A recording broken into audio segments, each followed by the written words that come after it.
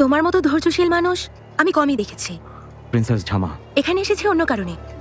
তোমার এই অসভ্য কৃতদাস আমাকে অপমান করেছে, ওকে শাস্তি দিতে এসেছি।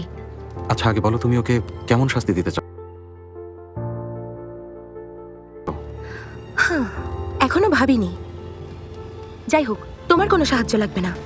শুধু বলো এই কৃতদাসের মূল্য কত, তার দ্বিগুণ দেব। দেখো তুমি যা দিতে ইচ্ছুক আমি তোমাকে তার 10 গুণ দেবো, তবুও বলছি তুমি ওকে ছেড়ে দাও, বুঝেছ?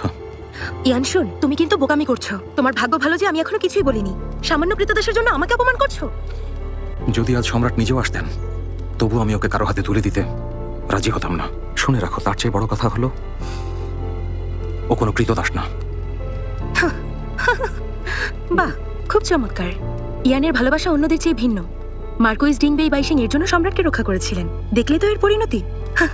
মনে হচ্ছে ইয়ান বংশ আর ঘুরে দাঁড়াতে পারবে না, কারণ এখানে কোনো শত্রুর দরকার নেই। কেউ নিজের ভালো চাইলে কি একটা ছেলেকে ভালোবাসে? ইয়ান শোন, কি ভেবেছো তোমার মতামতের জন্য অপেক্ষা করছি? তোমার অবস্থান এখন কোথায় ভেবে দেখেছো? আমি যেভাবেই হোক এই কৃতদাসকে নিয়ে যাব। শুধু নিয়েই যাব না, এমন অত্যাচার করব যাতে মরে যায়। আমি দেখব কি করতে পারো।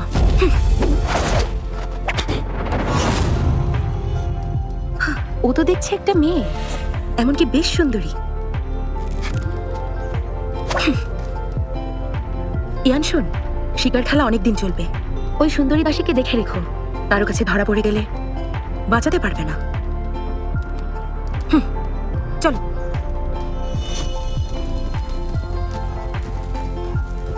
মাই লর্ড, সবকিছু ঠিকঠাক আছে? ঠিক আছে। একটা সমস্যা হয়ে গেছে।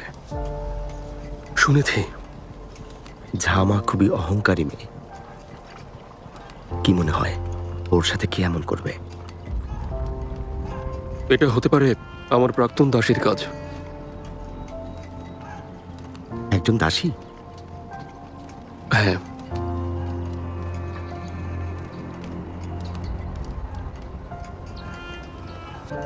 তলোয়ার বদলে ফেলেছ?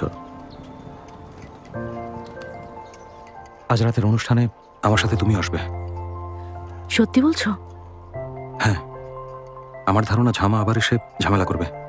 আমি না থাকলে তোমার পরিচয় নিয়ে নানাভাবে উত্তপ্ত করবে। আমি বরং লুকিয়ে থাকবো। এত বড় জায়গায় আমাকে কিছুতেই খুঁজে পাবে না।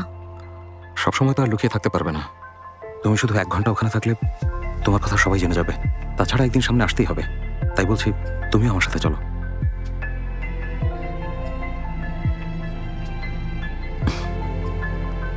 আর তুমি এই পোশাকটা পরবে। আমি এই পোশাকে? সমস্যা কোথায়? সময় বদলে গেছে। আমাদের অবস্থা 3 বছর আগের মতো নেই। আমার কাছে সম্রাটের দেওয়া সিলমোহরও আছে। তাই প্রতিটা পরিবার কিছু করার আগে ভাববে।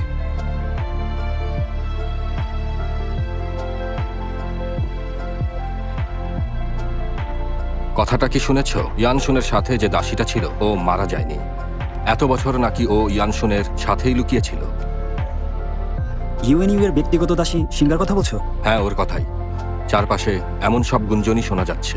এটা তো খুশির খবর। আমি ভাবতাম ও খুব সহজেই পৃথিবী থেকে বিদায় নিয়েছে। অবশেষে আমি তাহলে ওকে নিজ হাতে মারার সুযোগ পাচ্ছি। কালকের জন্য কি ভাবলে? ভেবেছি কাল আমরা দুজন একসাথে বের হব। এমন ভাবে যাবো যেন প্রমাণ না থাকে। ঠিক আছে? ঠিক আছে, তুমি নিশ্চিন্ত থাকো। কোনো বিষয় নিয়ে তো তাড়াহুড়ো করা উচিত না। শিকারের আয়োজন সম্রাট করেছেন, সেখানে অনেক রাষ্ট্রদূত থাকবেন। তোমরা সম্রাটকে লুকিয়ে এসব করবে? যদি কেউ জানতে পারে তাহলে তাহলে? কি এমন হবে? আরে ও হচ্ছে একজন অপরাধী। ওকে হত্যা করা আর একটা পিঁপড়া মারা সমান কথা, বুঝেছো? ভুলে যেও না সম্রাট ওকে সিলমোহর দিয়েছেন। তার মানে তোমরা বুঝতেই পারছো ওর অবস্থা এখন আর আগের মতো নেই, বুঝেছো? হ্যাঁ, আর এর জন্য ওর 3 বছর চলে গেছে।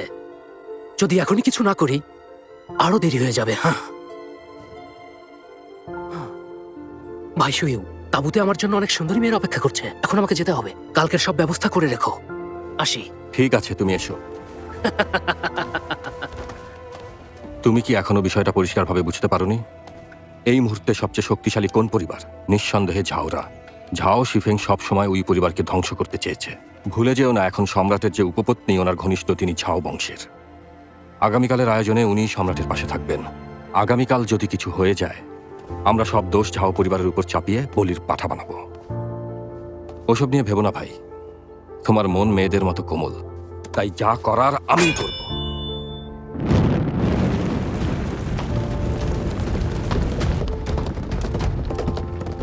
বাহ,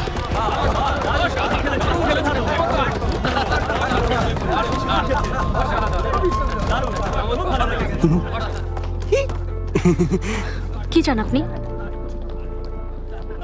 আচ্ছা, আমার দেয়া পোশাকটা তুমি পরনি কেন?